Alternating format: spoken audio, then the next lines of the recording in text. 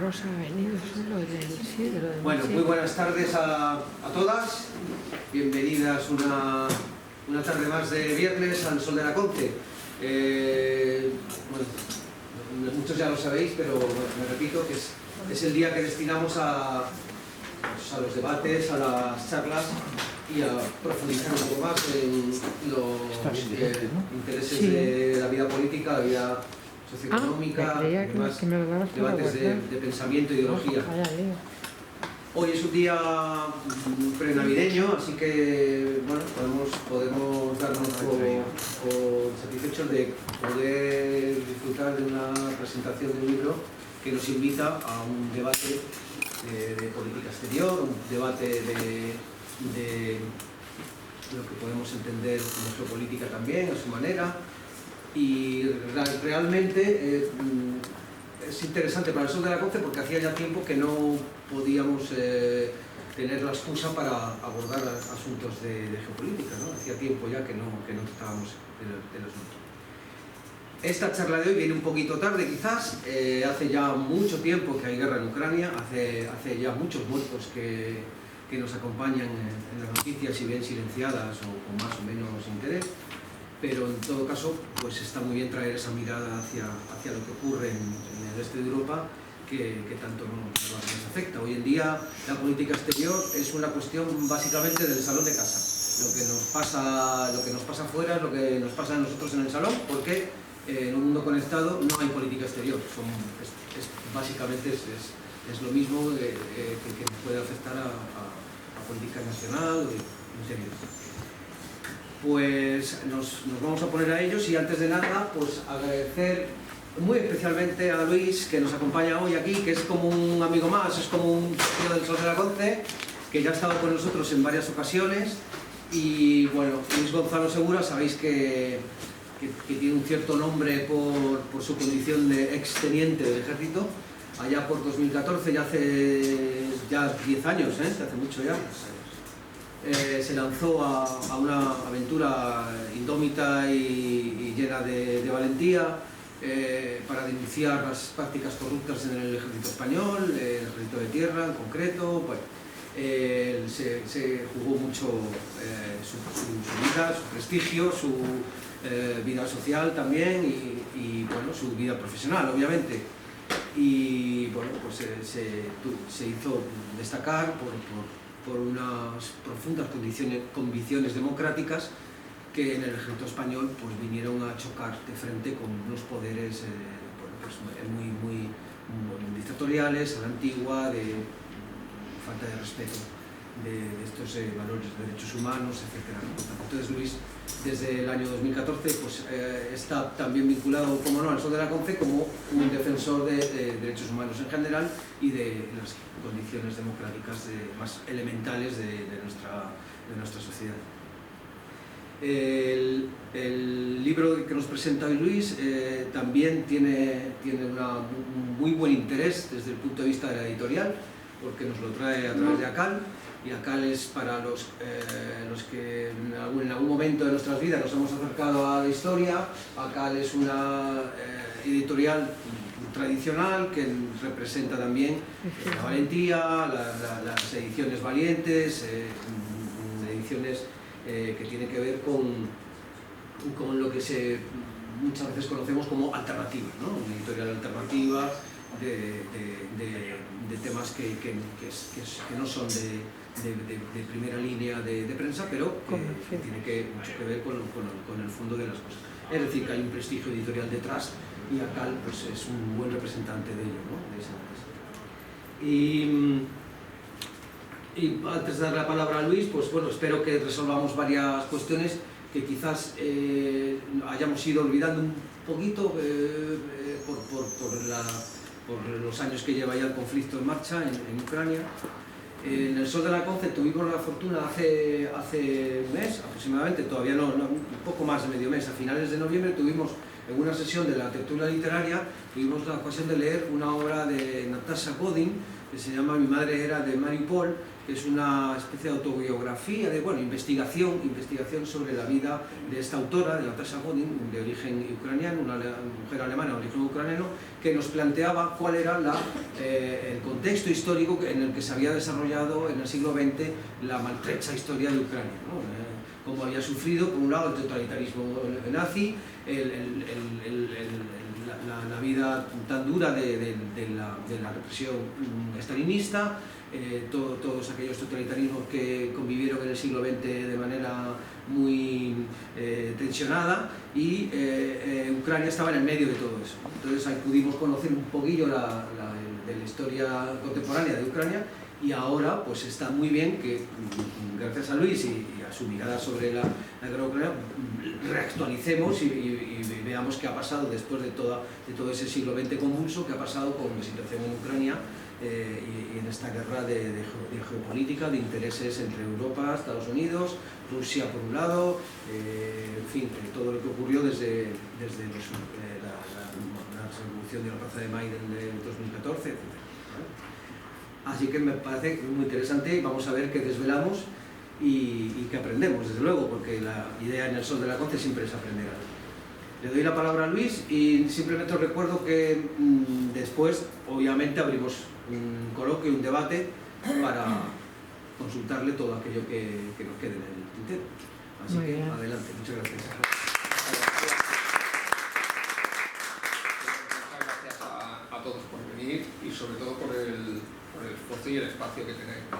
Este espacio me parece fundamental, un espacio de... No sé si me escucháis al final, porque me falta voz, ¿no? Me faltó... No me hice Falta voz, nombre del todo. no es metafórico, me falta voz. Bueno, lo que comentaba, que me parece que es un espacio importantísimo, ¿no? Que tengáis este espacio y que lo sigáis conservando, ¿no? Que lo sigáis conservando porque viene en tiempos complicados, ¿no? Bueno, casi todos los tiempos son complicados, pero los que vienen parece que son más complicados, ¿no? Esta misma semana hemos visto a Pedro Sánchez en Italia condecorando a una mujer que afirmó que Benito Mussolini, nada más y nada menos, que fue un buen político y que todo lo que hizo lo hizo por el bien de Italia. Estos son los tiempos que vienen, ¿no? Y es lo que tenemos en nuestro gobierno. Y lo que viene o puede venir es todavía peor, porque, en fin, pensemos en lo que puede pasar. Desde ese punto de vista, este libro que empieza a escribir después de la guerra de Ucrania, va de la guerra de Ucrania, pero va de mucho más que la guerra de Ucrania, ¿no? Al final la guerra de Ucrania es una excusa. El primer elemento fundamental de este libro, el eje, yo creo, más importante, es el engaño, el gran engaño mediático, ¿no? ¿Con qué trabajo para demostrar y desmontar también ese engaño mediático? Con esos medios de comunicación que a priori son de confianza nuestros, ¿no? El país yo creo que lo tenemos todos un poco ya visto, sabemos lo que hay ahí, pero hay otros medios de comunicación como el diario.es, como Público, como Infolibre, que nos pueden parecer de mucha confianza y, bueno, pueden serlo a ratos. En otros momentos no son de tanta confianza. Por ejemplo, cuando estalla el conflicto, la directora del Internacional del diario.es es María Ramírez. María Ramírez es la hija de Pedro J. Ramírez. No por ser hijo de nadie tiene que estar condicionado, pero la carrera de María Ramírez periodística, bueno, pues está donde está vinculada precisamente al Español, a Pedro J. Ramírez, es decir, a un periodismo bastante siniestro, ¿no? Que esa tipa esté dirigiendo Internacional en el diario.es nos da una señal de lo que es el diario.es, ¿no? Y en principio creemos que es un medio de confianza y nos fiamos, pero tengamos cuidado, ¿no? Lo que hago además es, creo que es muy importante, es argumentar todo lo que digo. Es decir, María Ramírez me parece esto porque ha escrito esto, y a partir de ahí creo que podemos entablar una crítica, es decir, no es criticar por criticar, sino es argumentar, ver lo que han escrito y qué hay de cierto y qué no hay de cierto. Hay otra mujer, Elisa Beni, en el diario.es también, que hizo un artículo absolutamente bochornoso, es decir, ningún medio de comunicación de ningún calibre podía haber sostenido ese artículo, no por lo que ella argumentaba o lo que pretendía argumentar, sino por el estilo que utilizó, completamente ofensivo, en este caso contra los pacifistas, y además por carecer por completo de argumentos, no expresa argumentos. En la mayoría de los casos nos encontramos, en todas estas mentiras nos encontramos con relatos, y tenemos que tener mucho cuidado entre los relatos y los argumentos, ¿no? Pérez Reverte, por ejemplo, es un maestro de los relatos, y bueno, dentro de lo que cabe, para que nos engañen, bueno, pues que nos engañe Reverte antes de que nos engañe alguien que ni siquiera sabe escribir. Bueno, algo es algo, ¿no? Pero fijaros, cuando nosotros escuchamos a Reverte, no hay un solo argumento. Él dice, fulano es bueno y fulano es malo. ¿Por qué? Porque lo digo yo. Es decir, el argumento de Pérez Reverte es el mismo. Así es de egocéntrico, pero no te da un solo elemento de por qué es o no es alguien bueno o es malo o es regular, ¿no? Pensemos también otro de los elementos claves dentro de este enorme engaño es la gran cantidad de personalidades muy diferentes, de diferentes ámbitos, que han llegado a utilizar medios como El País, como el diario.es y como otros para engañar. Es decir, novelistas, escritores, académicos, historiadores, militares, por supuesto, de todo tipo. Y todos han pasado ahí y nos han engañado. Nos han engañado porque además, por desgracia para ellos, este libro, los que salen en este libro, han envejecido muy mal, porque hay afirmaciones y aseveraciones que hace 2 años ya eran falsas, pero con el paso del tiempo son todavía más falsas, es mucho más evidente la falacia, ¿no? Pensemos que desde que se escribe este libro y estalla la guerra de Ucrania, hay otra serie de eventos como Palestina que desnudan todavía mucho más el comportamiento que se tuvo en Ucrania y todas las mentiras que se han dicho en Ucrania, ¿no? Dentro de ese punto de vista, otro elemento fundamental, y es muy amplio, ¿no? De lo que podríamos hablar, podríamos estar una semana hablando, pero bueno, voy a ir quizás a los elementos importantes, ¿no? Dentro del gran engaño mediático que sufrimos, más allá de que haya medios que nos engañen, lo primero que nos tenemos que preguntar es si nos engañan en Ucrania, ¿en qué más nos engañan? Esto es fundamental. Es decir, ¿qué pasa? ¿Solo nos engañan en Ucrania y en lo demás nos están contando la verdad? Cuidado, tengamos mucho cuidado. Otro elemento fundamental, las predicciones. Por favor, tengamos mucho cuidado con las predicciones. Ya lo digo, este libro no tiene respuestas, porque no hay respuestas. Nadie puede saber cómo va a terminar la guerra de Ucrania. Nadie puede saber el impacto que va a tener la guerra de Ucrania para el orden internacional. Nadie puede saber realmente qué va a significar Ucrania históricamente hablando. Para hacer estas aseveraciones, sobre todo lo que creo que es fundamental es argumentar. Pensemos en Vietnam. Vietnam fue un conflicto que marcó a toda una generación, desde el punto de vista político, desde el punto de vista cultural, es decir, fue un evento importantísimo sin el cual no se puede entender la segunda mitad del siglo XX. Sin embargo, Vietnam, en un ensayo de geopolítica sobre la Guerra Fría, no es ni un capítulo. Es decir, algo que toda una generación estaba viviendo como un episodio absolutamente trascendental que iba a cambiar sus vidas, no cambió nada. De hecho, es más, lo que Estados Unidos aseveró que iba a pasar, que era básicamente que si ganaban los comunistas, toda Asia terminaría siendo comunista, pues lo que pasó después de la guerra de Vietnam fue básicamente que hubo una guerra entre países socialistas, que era el colmo de lo que nadie podía predecir. Si nos fijamos, prácticamente ningún evento se puede predecir. Pensemos en lo que ha pasado en Siria. ¿Quién podría o quién dijo hace solo un mes lo que iba a pasar en Siria? Pues ha pasado. No tenemos capacidad para predecir ni lo que va a suceder, salvo que sea a muy corto plazo, ni por supuesto el impacto de lo que está sucediendo. Pensemos en cómo constantemente reinterpretamos la historia. Es decir, pensemos en cómo esas 2 guerras mundiales que que por supuesto quienes los vivieron como dos conflictos completamente independientes. Empieza a pasar el tiempo y ya hay historiadores que empiezan a hablar de un solo conflicto con dos etapas. Pensemos en esa Guerra Fría que durante mucho tiempo y para toda una generación fue un conflicto ideológico. Pasa el tiempo y ya no se ve como un conflicto ideológico. ¿Por qué?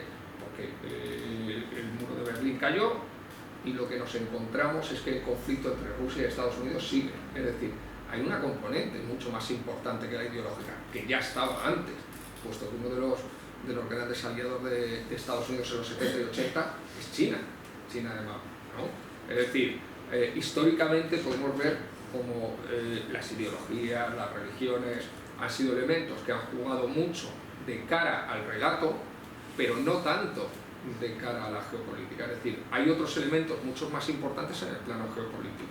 Entonces, un conflicto como la Guerra Fría, que todo el mundo interpretó durante décadas, no todo el mundo, una gran mayoría interpretó durante décadas en una clave ideológica, pasa el tiempo y se empieza a interpretar en una clave geopolítica, es decir, se entiende que hay un sustrato geopolítico mucho más importante. Hay un historiador que, claro, en base a eso, escribe un libro muy bueno y muy bien argumentado, en el que lo que viene a explicar es que Rusia y Estados Unidos estaban llamadas al conflicto desde finales del 19. Es decir, la decadencia, que entonces evidentemente no era tan visible y tan evidente, de Europa, estaba siendo ocupada a nivel hegemónico por supuesto, una ascendencia clara de Estados Unidos y una ascendencia de Rusia, en términos completamente diferentes. Igual que a día de hoy tenemos dos potencias, claramente una hegemónica y otra aspirante como es China, que se muestran con fortalezas y debilidades completamente diferentes y crecen en espacios y en formas diferentes.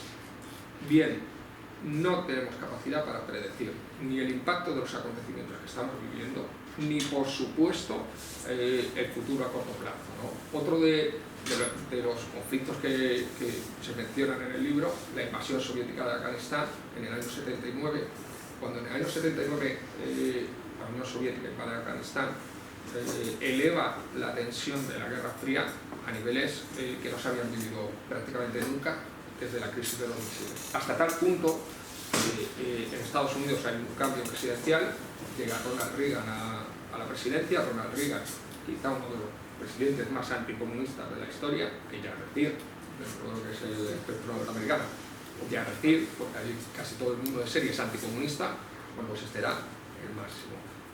Se inicia una carrera armamentística, la tensión llega hasta tal punto que hay unas maniobras, hablamos 79, invasión soviética de Afganistán, 80, Ronald Reagan en Estados Unidos, 83, unas maniobras de la OTAN que, según un analista, y este es otro de los elementos con el que tenemos que tener cuidado, todo el mundo quiere vender su libro, entonces todo el mundo argumenta que lo que cuenta en su libro es la verdad absoluta, y por desgracia eso no es así. Lo máximo que se puede dar es una serie de piezas del puzzle, cada uno vamos dando las nuestras y a partir de ahí se puede construir una pieza global. Bien, en el año 83 hay unas maniobras de la OTAN que, según este autor, yo creo que es un poco exagerado, pero bueno, según este autor, la Unión Soviética llega a pensar que esas maniobras no son un ejercicio, sino que son una invasión de la Unión Soviética. Yo no creo que esto llegara así, pero sí que nos marca, esto es muy importante, un punto de tensión clara. Es decir, si el autor tiene la capacidad para plantear ese episodio, es que desde luego el nivel de tensión no podía ser más alto. De hecho, es más, y esto sí es cierto, que él lo comenta, como está pasando ahora en televisión, y entonces eso tenía mucho más impacto, se reproducían en muchas ocasiones el efecto de una bomba nuclear lanzada por la Unión Soviética en Nueva York, o en la ciudad que correspondiera, y lo que pasaría, ¿no? Es decir, había realmente una preocupación clara y una sensación de crisis clara. Bien, 2 años después, en el 85, tenemos al presidente más anticomunista de la historia de Estados Unidos, Ronald Reagan, abrazándose y besándose con Mikhail Gorbachev como si no hubiera mañana. Es decir, fijaros en 6 años los vaivenes que pudo pegar la percepción. Como no tenemos esa capacidad en esa varita, ¿no? Si alguien os dice que sabe cómo va a acabar el conflicto, os miente. Si alguien os dice que sabe que el imperio norteamericano, porque es un imperio y luego hablaremos, va a colapsar, os miente. Si alguien os dice que los BRICS van a ganar esta carrera, os mienten. Si alguien os dice que la guerra de Ucrania sabe por qué comenzó, pues no os estará mintiendo, pero seguramente os está dando una verdad incompleta. No sabemos exactamente por qué comenzó la guerra de Ucrania, es probable que nunca lo sepamos. Si analizamos muchas guerras o conflictos que han ocurrido en el pasado, podemos esbozar una serie de elementos por los que se ha podido producir la guerra, pero no tenemos la capacidad para saberlo. No sabemos cuándo Putin, si fue solo Putin, que no me parece creíble, pero bueno, cuando Putin decidió esta invasión, que la decidió la semana antes del conflicto, un año antes, lo tenía en su agenda política 10 años antes, 15 años antes, es decir, saber cuándo decidió esta invasión o cuándo planificó y tenía claro que iba a invadir Ucrania es un elemento clave para comprender cuáles fueron los elementos que influyeron. Bien, no lo sabemos, nos falta muchísima información y es probable que nunca la tengamos. Podremos esbozar una serie de razones, de argumentos por los cuales Rusia ha invadido Ucrania, pero no vamos a poder saber seguramente nunca al 100% todas las razones y todas las motivaciones, pues nos va a costar mucho tiempo, desde luego. Es más, analizando muchos conflictos del pasado, podemos tener muchos elementos, pero todavía hay autores que están reescribiendo, que nos están dando nuevos puntos de vista, que nos están dando nuevos elementos, es decir, son demasiadas las variables y seguramente están fuera de nuestra capacidad. Bien, un último elemento que trabaja el libro. La geopolítica, y esto es muy importante, es una capa, un escenario. Yo vengo de formación geográfica, entonces en la geografía es muy importante las capas de un mapa. Tú para tener un mapa necesitas muchas capas muy diferentes, ¿no? Bien, la geopolítica es una capa de la realidad que estamos viviendo, solo una capa. Es una capa, además, en la que hay una información, unas reglas completamente diferentes a las del resto de capas. Y tenemos que tener mucho cuidado porque permanentemente el sistema utiliza esta fragmentación de la realidad para engañarnos. Voy a poner un ejemplo. Putin, que además es muy idolatrado por gente de la izquierda. Bien, Putin, si nosotros pensáramos en términos geopolíticos, tendríamos incluso que pensar en varias escalas. En una escala global, Putin es un antiimperialista, es un tipo que está plantando cara a Estados Unidos. Esto es evidente, ¿no? Que podríamos decirlo entre comillas